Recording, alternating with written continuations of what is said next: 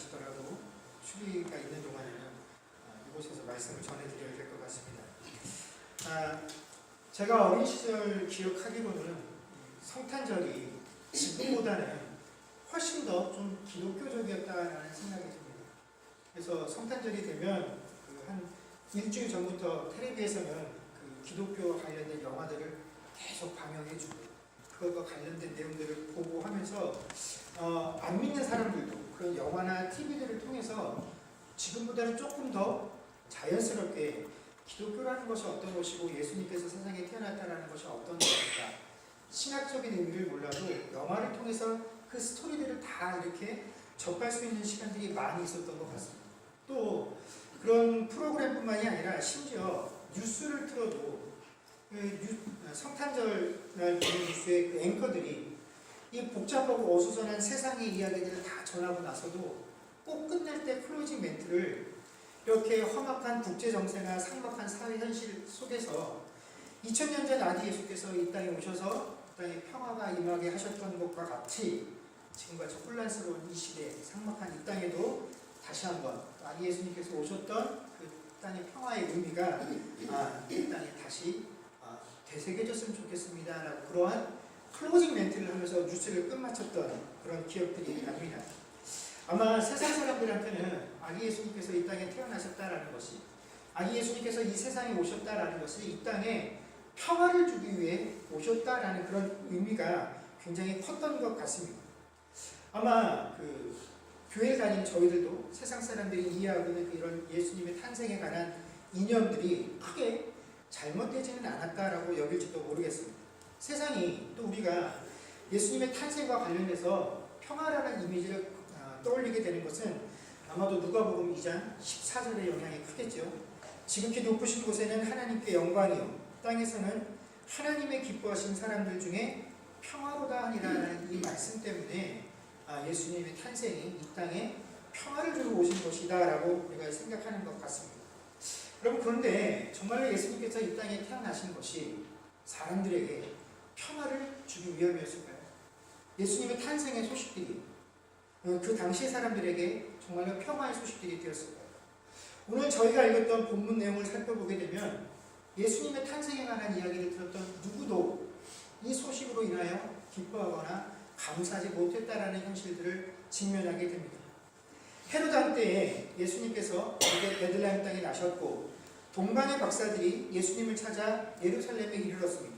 그리고 헤롯을 만나서 유대인의 왕으로 나신 이가 어디 있느냐 내가 그분을 만나서 경배를 드리고 싶다라고 이야기를 했더니 그 결과가 무엇이었습니까? 헤롯과 온 예루살렘이 소동한지라라고 되어 있다라는 것입니다.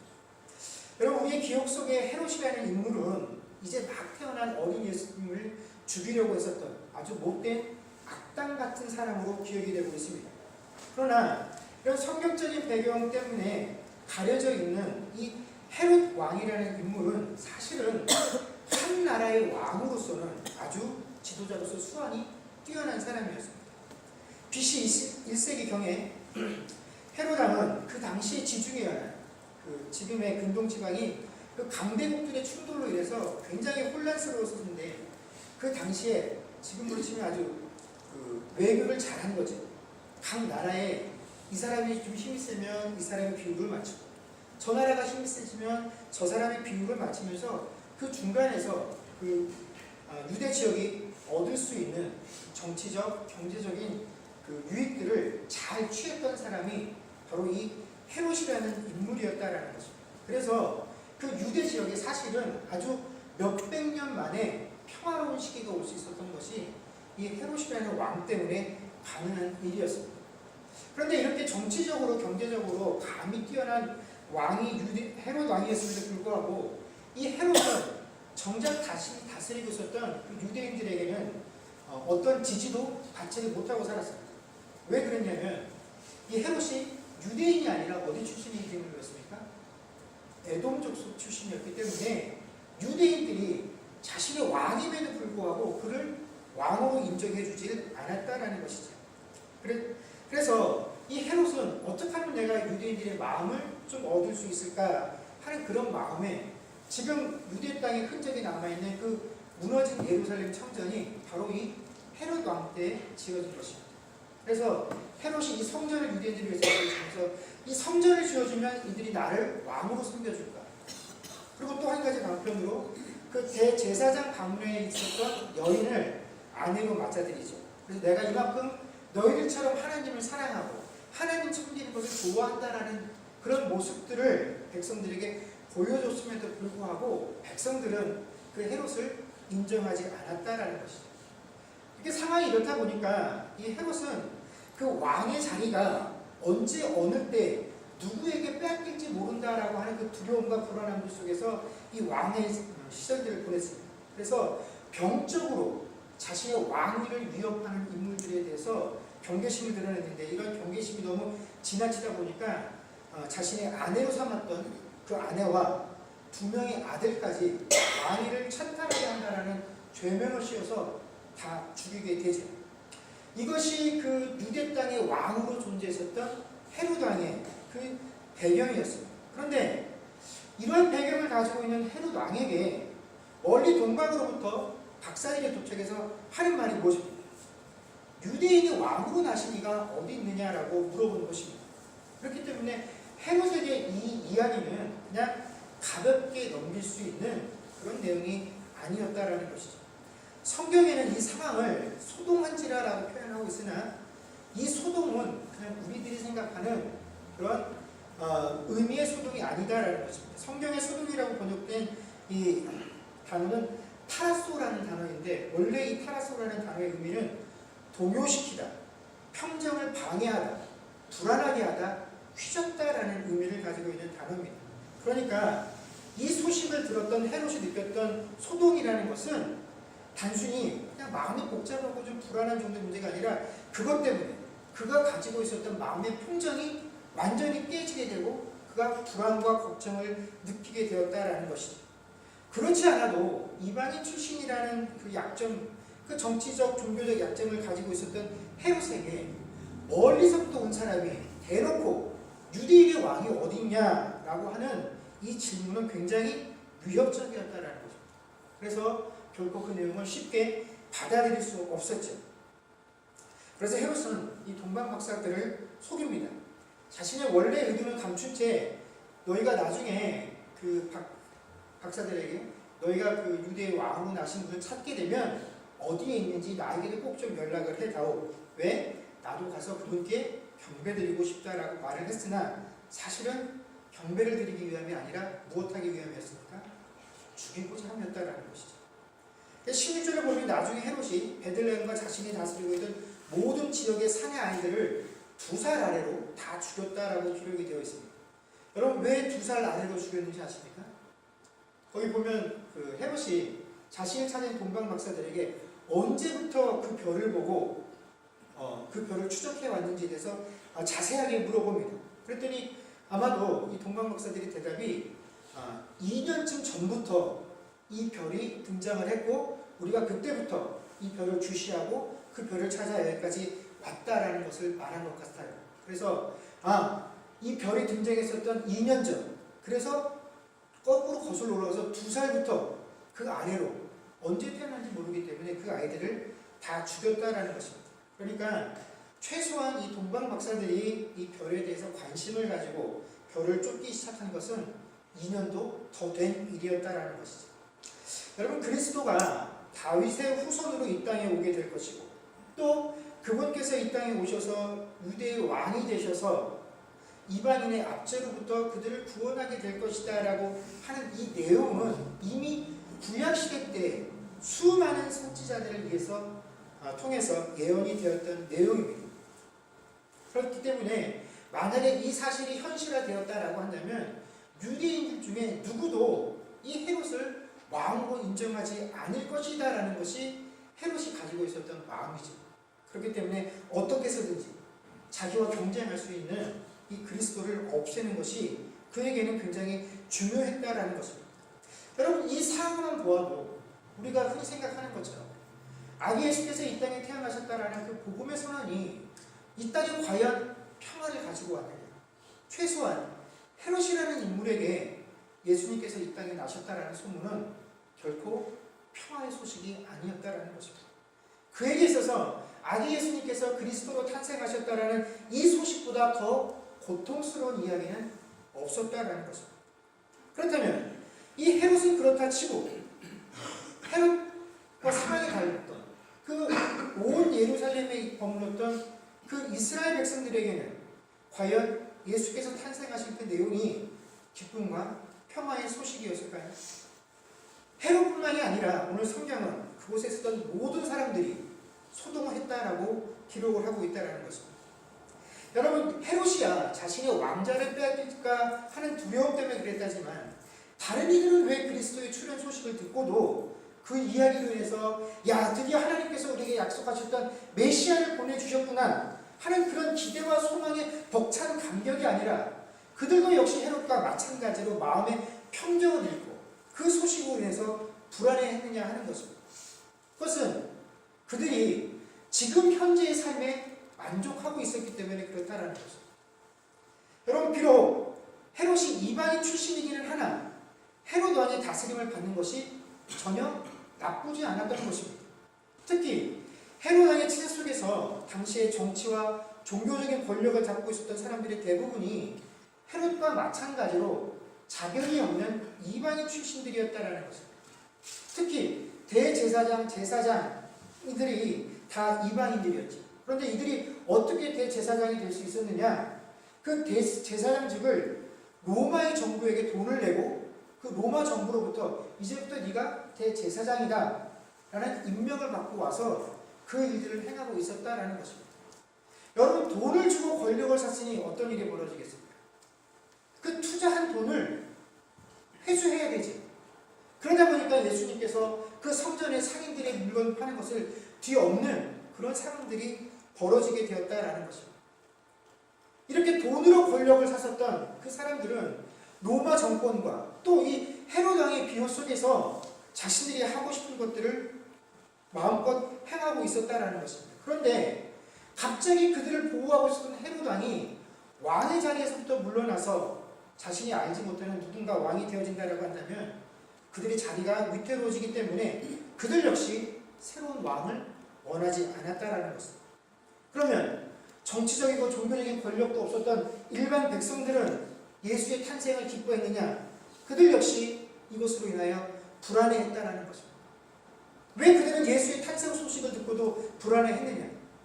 그 당시에 이스라엘 백성들 중에 일부 백성들, 지금 자신들을 지배하고 있는 이 로마의 압제로부터 우리가 독립해야 되겠다라는 주장을 가지고 있는 사람들도 있었으나 대부분의 유대인들은 그들이 600년도 더 전에 바벨론으로부터 멸망당한 이후 그들은 단 한 번도 나라를 회복하지 못하고 그 주변에 있는 수많은 민족과 나라들로부터 돌아가면서 통치를 받아왔다는 것입니다. 나라가 바뀔 때마다, 민족이 바뀔 때마다 이 유대인들은 그들로부터 수없이 많은 착취들을 당해왔다는 것이죠. 그 고통들을 그들이 경험으로 알고 있었는데 그나마 이 헤롯이 왕이 된 이후로는 자신들을 다스리고 있었던 이 로마의 압제로부터 최소한의 압제만 받고 착취만 당할 수 있도록 그들과 잘 협상을 해줬다는 거죠. 그래서 수완이 좋은 이 헤롯 대왕 때문에 그 전에 자신들 조상들이 받았던 그 착취나 억압보다 훨씬 더 적은 것들을 빼앗기고 살았기 때문에 그들 역시 헤롯 왕으로부터 다스림을 받는 것이 불편하지 않았다는 거죠. 야, 헤롯 왕 정도가 된다면 우리 삶에 큰 도움이 되고 유익이 되는 존재. 그런데 알지도 못하는 새로운 유대인의 왕이라는 자가 이제 우리의 왕이 되어준다라고 한다면 또 필연적으로 지금 왕의 자리에 있는 헤롯이 이 권력을 놓치지 않기 위해서 그들과 전쟁을 벌이게 될 것이죠. 그렇다면 우리가 그렇게 지긋지긋하게 여겼던 또다시 그 권력들의 충돌 속에서 우리는 예전에 받았던 그런 피폐한 삶으로 돌아갈 수밖에 없구나 하는 걱정들이 앞섰기 때문에 그들은 새로운 왕의 등장을 결코 달가워하지 않았다라는 거죠.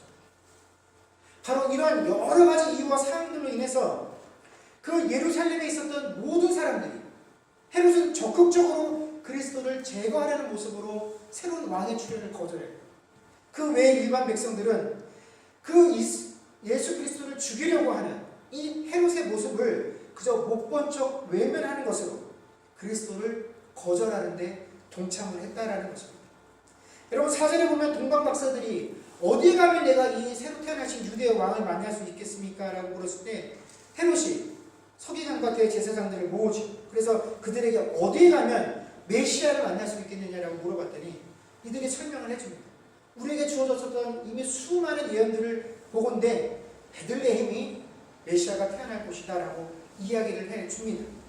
여러분 자신들의 입으로 메시아가 어디서 태어날 것이다, 그리고 동방으로부터 유대인이 왕을 상징하는 그 별을 보고 온 자들이 그 왕이 이미 이 땅에 태어났다라는 이야기를 듣고 어디 가야 내가 그 사람을 만날 수 있느냐는 질문 속에 어디로 가라고 하는 그 대답을 준 상황 속에서조차도 그 대답을 던져주었던 이 바리새인 서기관 대제사장들 그 한 명도 주님께 달려간 사람이 없었다라는 것입니다. 이것이야말로 그들이 이 땅에 예수님의 탄생을 결코 기뻐하지 않고 즐거워하지 않았다라는 것을 보여주는 대표적인 모습이 되어진다는 것이죠. 그런데 그 이스라엘 땅에 있는 백성들이 그처럼 예수 그리스도를 거절하는 것과는 아주 대조적으로 그리스도를 보기를 갈망하는 자들이 있었습니다. 바로 동방에서 온 박사들이었다라는 것입니다. 제가 전에도 한번 말씀을 드렸던 적이 있는 것 같은데, 여러분 이 동방으로부터 예수님을 만나기 위해서 온 박사들의 숫자가 몇 명인지 아십니까? 모르세요? 우리는 그냥 흔히 동방박사 몇 명이라고 부릅니까? 동방박사 세 사람이다 라고 부르게 되죠. 우리가 동방박사를 세 사람이다 라고 하는 이유는 뭐 때문에 그렇습니까? 11절에 보면 아기 예수님께 바친 제물 때문에 그렇죠. 그 예물의 숫자가 세 가지이기 때문에 한 사람이 한 가지씩. 그래서 우리는 그냥 아무렇지 않게 동방박사 세 사람, 동방박사 세 사람이다 라고 말을 하지만 사실은 동방박사가 몇 명인지는 성경에 기록되어 있지 않습니다. 그러다 보니까 우리가 흔히 영화나 책 같은 것을 보게 되면 그 아기 예수님께서 태어나신 구유 속에 마리아가 아기 예수님을 안고 이 동방박사 세 사람이 각각 예물을 하나씩 들고 와서 이렇게 예배와 경배를 드리는 장면들을 우리가 보게 됩니다. 그런데 그 장면들을 유심히 살펴보게 되면 딱 세 사람이 와서 아기 예수님께 경배를 드립니다.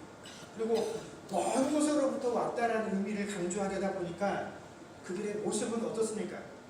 굉장히 피폐하고 초라한, 그리고 아주 단촐한 모습들로 꾸며지고 있으나 사실 이 동방박사들이라는 어떤 존재들이냐면 페르시아 제국 이후부터 별을 연구하던 자들로 그들은 그 당시 모든 제국의 권력의 중심에 서 있었던 자들이 바로 이 박사들이다라는 것입니다.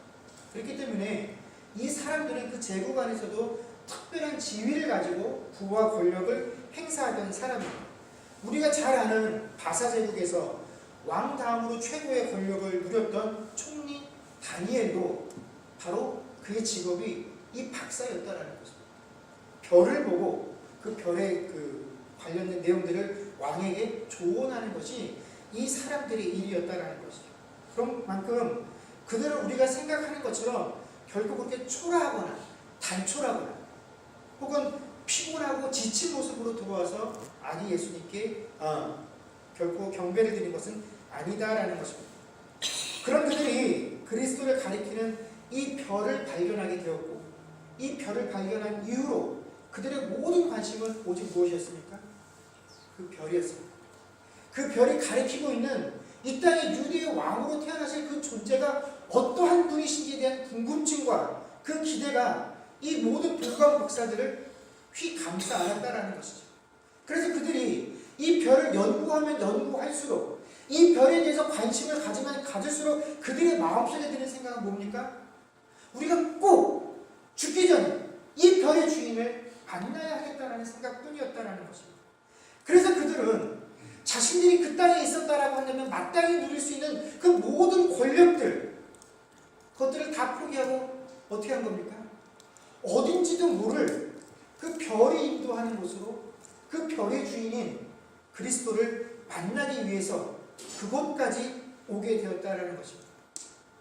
여러분, 그런데 그렇게 오랜 시간을 공을 들여서 그들이 기대하고 최고의 예물을 준비해서 만나기 위해서 대면하게 되었던 그 유대인의 왕으로 나신 이의 모습이 어떠했습니까? 그저 부유해 자신의 부모들과 단촐한 모습으로 있는 그 사람들을 대면하게 되었을 때 정말로 위대한 왕이 이 땅에 태어났다라고 여겨서 내가 큰 재무관에서도 누릴 수 있는 그 지위와 명예들을 다 내팽개치고 그 왕 한 분을 만나는 것을 내 일생의 소망으로 알고 이곳까지 달려왔는데 고작 내 앞에 펼쳐진 이 상황들이 부유에 놓인 작은 아기 한 명이었다는 것을 발견하게 되었을 때 그들이 야 그래 맞아 이분이 우리가 그토록 기대하고 소망했었던 이 땅에 새로 오신 왕이야 하는 그런 환희에 차 있었겠습니까? 아니면 고작 내가 이것을 보기 위해서 내가 누릴 수 있는 그 모든 것들을 다 포기하고 이 먼 길을 왔단 말인가 하는 허탈감 속에서 예수님을 쳐다보고 있습니다. 그러나 우리가 이런 것들을 고민할 때에 이 동방 박사들은 전혀 주저함이 없이 자신들이 왕에게 드리기 위해서 가져왔던 그 예물들을 가지고 아기 예수님께 바치고 그를 경배했다라고 성경은 우리에게 기록을 하고 있습니다. 그런데 그날 밤 그들이 아기 예수님께 경배를 드렸던 그날 밤 꿈에 헤롯에게로 돌아가지 말라는 지시를 듣고 그들은 왔던 길과는 다른 길로 고국으로 돌아가게 되지. 저는 이 부분이 제일 놀랍다라고 생각을 합니다. 여러분 자그마치 2년이 넘는 시간 동안 오직 이분 한 분만을 만나기 위해서 그들의 모든 것들을 투자하고 모든 노력과 정성을 들여서 이제 그분을 대면하고 유대인의 왕이 되시기를 만났습니다. 그에게 그들이 드릴 수 있는 최고의 예물을 드렸고 이제 그분을 경배했습니다. 그런데 그 이후에 그들의 모습은 무엇입니까? 그들은 꿈에 헤롯에게로 돌아가지 말라고 하는 그 이야기를 듣고 왔던 길과는 다른 길로 돌아감을 통해서 역사의 뒤안길로 사라지게 되었다라는 것입니다. 영원히 그들이 그토록 오랜 시간 열정과 노력을 들였던 것에 비하면 그들에게 돌아온 것은 아무것도 없었다는 것이죠. 심지어 우리들의 표현처럼 이름 석자도 이 역사 속에 기록이 되어지지 않았다라는 것입니다. 여러분 오늘날 우리들의 모습 속에서는 정말로 상상하기 어려운 일이다라는 것이죠. 여러분 이 시대가 어떤 시대입니까? 하나님께서 그 은혜로 우리의 삶 가운데 조그마한 은혜의 손길을 우리의 인생 가운데 남겨만 주셔도 우리는 그것이 하나님께서 내게 베풀어 주신 은혜의 손길이다라는 사실들을 잊어버리고 이것이 다 내가 믿음이 좋고 내가 하나님께 헌신한 증거다라고 여기는 그런 시대를 우리가 살고 있지 아니합니까? 주를 위해서 드린 시간과 공로들을 어떤 식으로라도 사람들에게 알리고 그것들을 인정받고 싶어하는 것이 우리의 중심이 되어진 그런 시대를 우리가 살아가고 있는데 그런 관점에서 본다라고 한다면 여러분 이 동방 박사들만큼 무의미하게 신앙생활을 한 사람들은 없다라는 것입니다. 그러나 그들은 그토록 많은 공로를 들였던 그래서 그토록 알기도 원하고 만나기를 권했었던 그 야대 예수 그리스도께 그분을 경배하는 것만으로 그들이 그동안 드렸던 모든 공로와 모든 기대와 모든 소망이 어떻게 되었습니까? 보상을 받았다라는 것입니다. 내가 그분께 경배드렸으니 더 이상 내가 그분께 받을 것이 없다라는 거죠. 내가 그분을 만나고 내가 드릴 수 있는 최선의 모든 것들을 다 바쳤으니 내가 더 이상 그분으로부터 받을 것은 없다라는 것입니다. 바로 이사 동방 박사들이 우리가 과연 어떠한 모습들을 가지고 주님 앞에 나아가야 하는지 본을 보여준다라는 것입니다. 그들은 왜 그토록 주님을 만나기를 원했냐면 2절 말씀 보면 유대인의 왕으로 나신 이가 어디 계시냐 우리가 동방에서 그 예배를 보고 그에게 경배하러 왔노라 하니라고 고백을 하고 있다는 거죠. 그들이 그토록 예수와 만나기를 원했던 그 이유는 단 한 가지였습니다. 뭡니까? 경배하기 위해서였다. 그런 내가 주님을 경배했으니 나에게 더 이상 필요한 것은 없다라는 것입니다. 그러나 오늘날 우리 주님 이 주님을 만난 것만으로 그 만난 주님 앞에 내가 드릴 수 있는 모든 것들을 드렸다는 것만으로 내가 그분을 경배할 수 있었다는 것만으로 만족하고 주님 앞에서 물러나는 이들은 결코 없다라는 것입니다. 하나님, 내가 주님 앞에 이것을 가지고 나왔으니 하나님 저에게 이것보다 더한 것들을 채워주셔야 합니다. 내가 하나님을 만나기 위해서 이토록 많은 시간과 헌신을 드렸으니 하나님 이 수고와 헌신에 합한 것들을 내게 갚아주셔야 합니다. 우리는 그런 마음을 가지고 주님 앞에 나온다는 거죠. 경배하기 위해서 주님 앞에 나오지 못한다는 것이죠. 그럼 오늘 본문에는 성탄의 소식을 대하고 소동하는 사람들의 모습을 우리에게 보여주고 있습니다. 각자 처한 위치나 상황은 조금씩 달랐지만 그들이 소동하게 된 근본적 이유는 단 한 가지였습니다. 그분을 왕으로 인정하기 싫었다는 것입니다.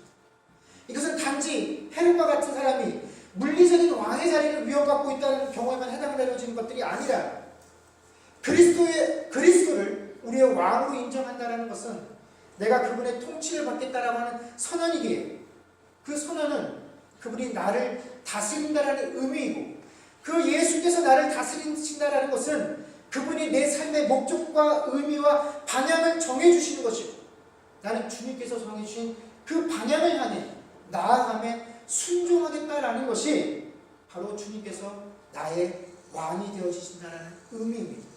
그렇기 때문에 여러분, 그 예수가 이 땅에 왕으로 임했다라는, 나의 왕이 되시기 위해서 이 땅에 임하셨다라는 그 사실들을 인정하지 못하고 주님께서 나를 다스리시는 그 통치를 거부하는 이들은 여러분 성탄과는 아무런 관련이 없는 사람들이다라는 거죠. 그렇기 때문에 성탄의 가장 큰 중심은 바로 주를 경배함이 되어야 합니다. 여러분, 헤롯 왕에게 정확하게 메시아에 관한 메시지들을 던져주었던 여러분 그 대제사장과 서기관들을 한번 보십시오.